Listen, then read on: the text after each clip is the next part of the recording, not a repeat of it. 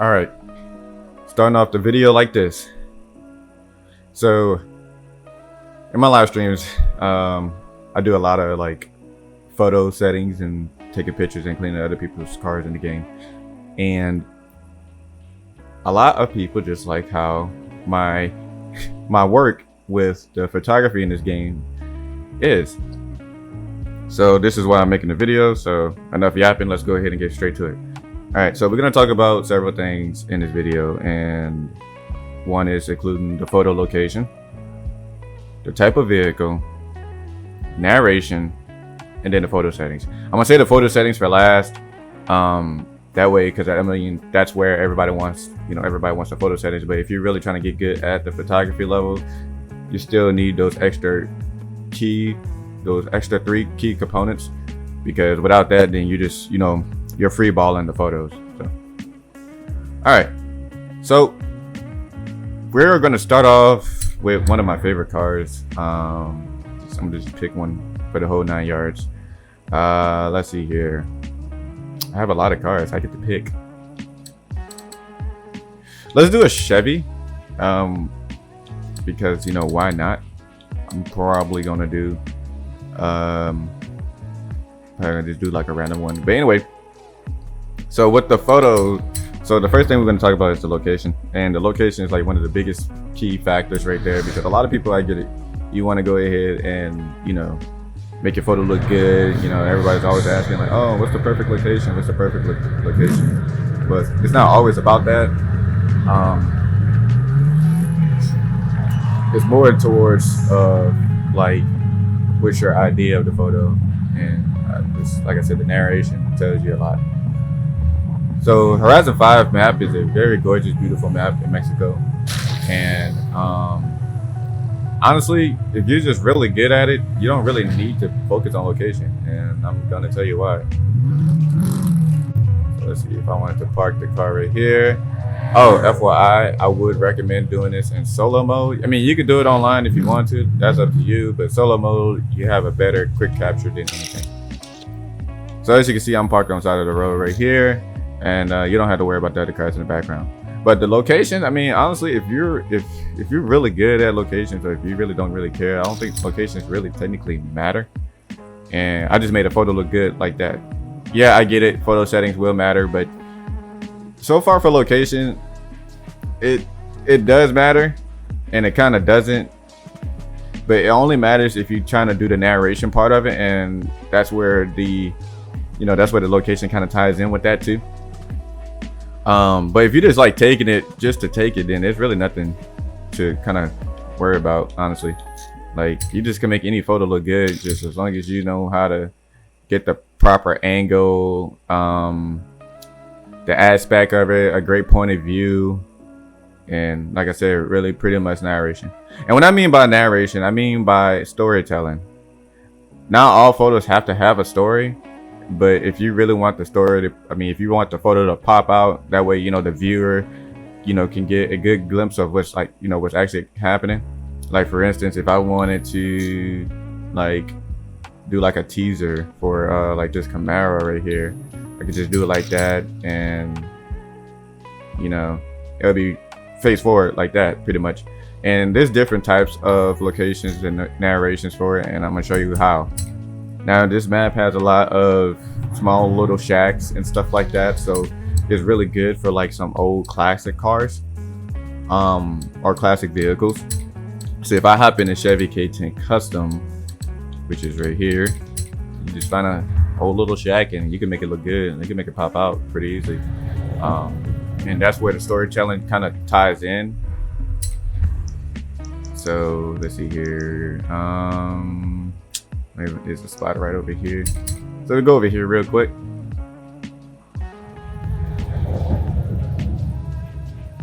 And park this little chickens.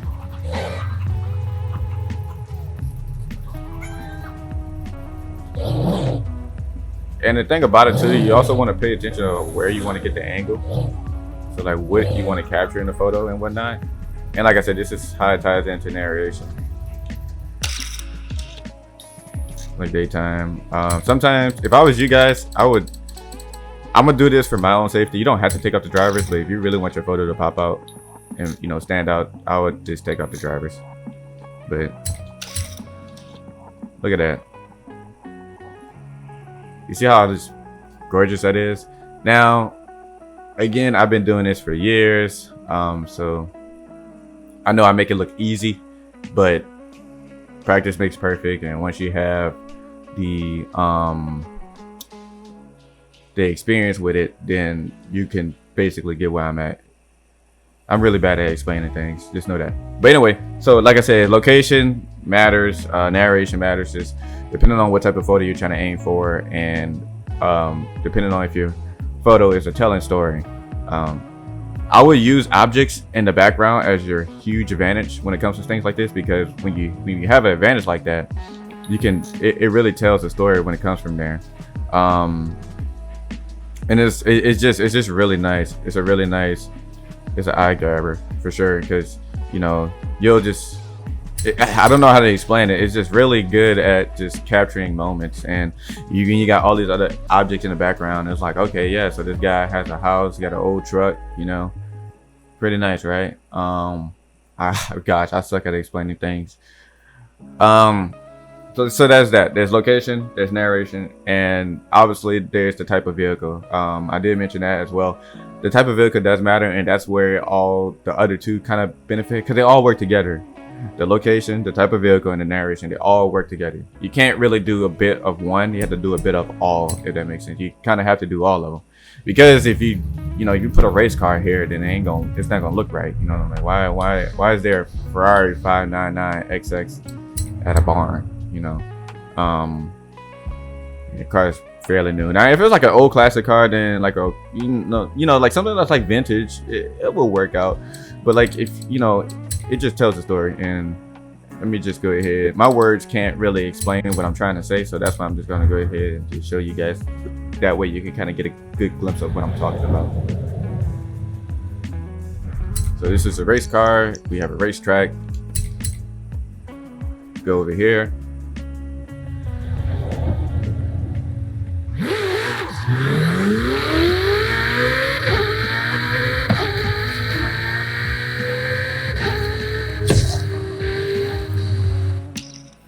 And this is what I meant by like solo mode, because it captures like right then and there. When you're on Horizon Life, it doesn't really capture it that quickly as you want to. Sometimes it takes a little bit delay and it gets distorted out. All right, so this is where the photo settings kind of happen. Now this is a good photo, don't get me wrong, but this is not how I take a moving action photo. I had to take it as a panning photo. I mean, not panning, a tracking photo. Now, as you can see here, there's a certain portion of the photo that is not blurry, and the outside radio is blurry, right? So if you look towards the front of the car, like starting from like the quarter panel and the door and moving over to the front, you can see that everything is blurry. But if you focus on the rear bumper area and slightly the quarter panel, they're not technically blurry, but you can kind of see the distortion where it happens. Right now, there's different types of people that take their photos, and people are getting creative with their own techniques and their own ways, and everybody has their own fundamentals, which is completely understandable. But the way how I do my stuff is different, because I'm just like that, right? But so anyway, here's on the photo settings. Now this one is absolutely tracking. The shutter speed, you can move it up a little bit, so let me just break it down to you real quick. The shutter speed is really basically so like if your car is moving, right, you want to kind of match the shutter speed at the same miles per hour as your car, if that makes sense, right? If you put it too much, you can see that the photo would make it more faster than more slower. So if you move your shutter speed a little bit higher, you can see everything in the background kind of distorts out a little bit more further. So like the buildings and the ground and all that, it kind of distorts it. So like if you want a really fast octane moment, then you can move the shutter speed higher if you want. You don't necessarily have to, but like I said, whatever works for you. I used to keep the shutter speed at like a little bit of low speed because I mean I'm not moving the car that fast, and I want the people to be able to see what's actually happening in a photo. The focus mode is pretty self-explanatory. Now in this game, you don't really have to do much with the focus mode. The focus mode doesn't really play a huge part with it, but it kind of does. And as you can see, when I move the focus numbers up, I have to recalibrate the camera a little bit because it changes the focus. And not saying that the focus mode don't do any type of work. I'm just saying it got to a point where I don't really need to change it that much because I just know how to take them.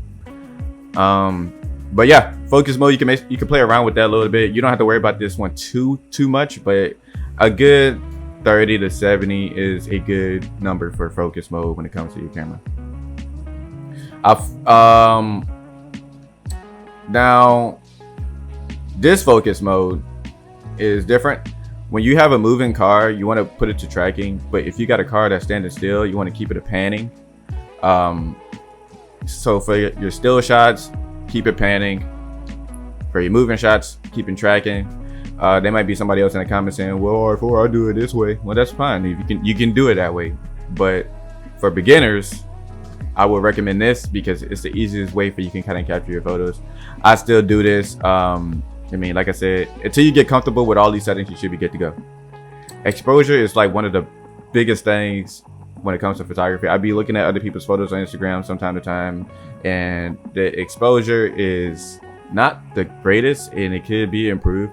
So the exposure is basically like brightness, but with steroids, if that makes sense. So if you put the exposure too high, obviously the photo could get a little bit brighter and it might hurt some people's eyes. If you put the exposure a little bit too low, it's going to blacken out some areas, or it's going to make it very, very dim. And the exposure is like one of my favorite parts in this because you don't want to kind of mess with the brightness either, even though the brightness is like I know that's like the first thing that people jump to because it's brightness and you want to make your photo, bright, make it pop out. But the exposure is just something where you want to kind of toggle with several times. Now, I can't give you a recommendation number for this because it's just how you take the photo, if that makes sense. So you just have to mess around with it because like at nighttime you want the exposure to be high, and then in the daytime you want the kind of exposure to be low because you don't want the photo to be too bright to a point where you're like, dang, I can't see anything. Especially like when you take it to editing. I know some people use like Adobe Lightroom or stuff like that. I use Adobe Photoshop. I used to use Lightroom a lot, but Photoshop is just where it's at for me. I could do so much stuff with Photoshop, and I have more tools and accessories to get creative with my work. So anyway, that's how exposure works. Like I say, it's just brightness with steroids, and you just want to kind of mess with it. But long story short, if you want to mess with the exposure, the easiest way to learn is if it's nighttime, raise the exposure up a little bit high. If it's in the daytime, keep it towards the middle, but not too low. Fair enough? Sweet. Aperture. Now this is the part where we get serious with. Aperture is another big factor. Now the aperture basically tells you how much focus you're getting out of what you're trying to capture. So you remember a couple of minutes ago I said about the rear bumper and the quarter panel has that focus, but if you move towards the front of the car you see a little bit blur. But the aperture basically fixes that, right? So for this photo I'm going to move the aperture to like 10. And as you can see that you don't notice a difference yet because I haven't hit the focus mode on the camera. So if I press Y, hit focus, voila. See, now it makes the photo more clearer, like it captures the whole car. And 10 is the best option if you're just trying to get the car. Now you can move it towards like maybe 7 or 8. I keep it 10 because I mean, posting this on social media, somebody's not gonna like dive really deep into the photo like, oh no, he missed that one little part, he's like aperture like 1. No, it doesn't. They're not gonna do that. If somebody does that, then they gotta find a new hobby because at that point it's not that serious. And the aperture is like one of the best things about it. Now that's only if you get in the whole car, right? But if you want to kind of get like half of the car, like say for instance there is Motegi Racing on the wing banner on the side. So if you want to get close up, then I would recommend getting to like 17 or 20. So like if you go here and you aim it like downwards, everything else will black out. I mean, not black out, blur out. You kind of see it like that. Now 17 might be a little bit high for that, or 19. So you might put it down to 15, and that way you can kind of get an idea of what it is. You might have to move the reticle a little bit over.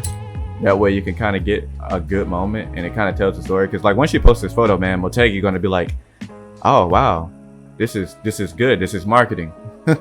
So yeah. So the best way I can explain it to you is see here, the aperture. The higher the aperture, the more blur effect in the background is. The lower the aperture, the less blur it has on it. But since we're taking this photo, we're gonna keep it to 10. And I'm gonna just zoom out a little bit. That way it pops out a little bit. Let me just work my magic. Just zoom out a little bit. I don't think 10 is enough for that car. Can we put it to like 6? We're gonna do 6. Whatever works. All right, so the Boken shape, and I don't really mess with this too much. Now I'm gonna be honest with you, I don't even know what this is. I researched it, I did my homework a little bit, and I still don't understand it. Now I'm pretty sure it does have a purpose. In my eyes, I don't really mess with it. I don't mess with it at all. I don't even bother it. I just look over it like it's nothing. So if you want to know what this is, then I just recommend probably watching somebody else that knows how to do this, or get like a research understanding. But I don't mess with it. It's not that important. So if you like the way how my photos is, just don't worry about this thing. Just leave it out. Sampling is pretty much face forward. You got quality, and then you got fast. I use quality because I'm just getting the quality. But if I'm, taking a fast paced photo, then I'll just take a fast pace. But quality is really where it's at when it comes to people looking at your photos. So yeah. The contrast, I won't talk about contrast, color, and brightness too much. And I won't talk about contrast, color, brightness, SEPA or SAPA, I don't know how to pronounce that. Vigent, I don't know how to pronounce that either. I don't want to talk about that. I'll call it the V word. And temperature. I won't talk about these because they just, I don't use them. If I have to, I'll just go ahead and take it to a Photoshop and all that. But like, if you don't have access to like a PC, or if you don't have Adobe Lightroom, then I guess you would kind of benefit this a little bit more. But the contrast basically, let you know how much contrast you have. So you see how it just gets black and it just looks horrible. So you just want to kind of mess with it a little bit towards where it doesn't be that black, and you want to kind of find a right sweet spot for it. Color obviously tells you how much vibrance of color you're getting out of the photo, so that's pretty self-explanatory. The brightness, obviously just like the exposure, put it too bright, it's gonna kind of show a lot more white in the photo, and you put it down a little bit too more, it's gonna show more black. So like I said, you just mess around with that a little bit. I usually keep these at these settings, but if it's like a nighttime photo, like I said, either I'll mess with the exposure a little bit, and I'll probably tweak with the contrast. That way the contrast doesn't distort all the other areas in the photo, if that makes sense. I keep these suckers to 0, but if you want to mess with any of these, you can, depending on how you want your photo and how the storytelling is and whatnot. Now this is something that a lot of people kind of usually do, because what it does is it blacks out the area in the background, like you see that. Not the background, the outline of it. Now you can do this, that is completely up to you. I don't use it because I just don't use it. It was a newbie era for me, and I just have fun when I had it. But that's the whole point of you learning something. Try things new. So you can use it, mess around with it, have fun, do what you need to do. The temperature, I don't mess with this at all, because Horizon 5 has this photo mode where you can change the time of day, weather, and blah blah blah blah blah. So I usually keep this normal. I don't mess with it. So, but if I'm like really doing some hands-on work and I need to kind of mess with the time of day, then I go for it. And time of day, weather, I'm pretty sure everybody already messed with this. I don't have to speak much about it. But again, you could change the time of day, and you could flip-flop it around and whatnot, and whatever works for you. I'm not going to show it because this video is already long as it is. So, and like I said, I'm bad at explaining things, but it speaks for itself. The car lights, you can keep the car lights on and off depending on how you want it. I usually keep them on, and sometimes I usually keep them off. Just depends on how I'm taking a photo. Like I said, you know, the location, the narrating, you know, all that makes sense. The steering, now there's 2 ways you can do this, and I'm pretty grateful that the fact that the Forza team actually, you know, implemented this little feature in the photo mode. Now, usually when I take my photos, my steering is like, if I'm keeping the car still, and keep in mind, it only works if the car is still. If your car is in a moving, fast-paced octane moment, it's not gonna work. But let's say you go in photo mode, you're like, oh no, dang, I forgot to turn my wheel to the right. Well, you can do that, and it fixes the whole issue. Instead of you having to back out, then take the photo again, and then next thing you know, an AI just gets in front of your car because he wants to photobomb it, right? But you can change the steering. It's not gonna work because my car is moving, so me trying to turn the steering, it won't work. So like I said, can't change steering mode because the car has to be stationary, which makes sense. Drivers, self-explanatory. You can enable them or disable them, and you can just move people out the car, inside the car, whatever you want. And you can do emotes, crowds, creatures, and guidelines. Oh, the guidelines part. Now this is a little bit important. I don't use this. You can, but basically it kind of shows you the aspect ratio of where you want your photo to be at. Now you can do one by one, and I believe 1 by 1 is Instagram. You can do 4 by 3. 4 by 3 is Instagram too. 21 by 9. I think this is probably like a YouTube, a Twitter banner, or Twitch banner. It's one of those things. I don't use the grid, but you can if you want. But like I said, I don't use. See here. No, I think 1 by 1 is TikTok. Okay, no, portrait is TikTok. Like, okay, so portrait is basically TikTok, YouTube Shorts, Instagram Reels. Like, so if you're doing like a video, you can do it like this. But yeah, 1 by 1 is Instagram post and so forth. But I don't really use it because I just, you know, I do the method to tilt your head, and I'm gonna show you what that is.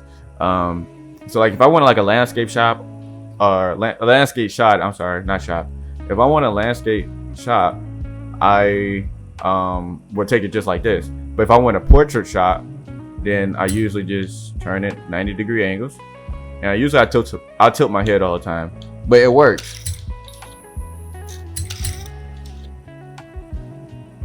So it looks so good.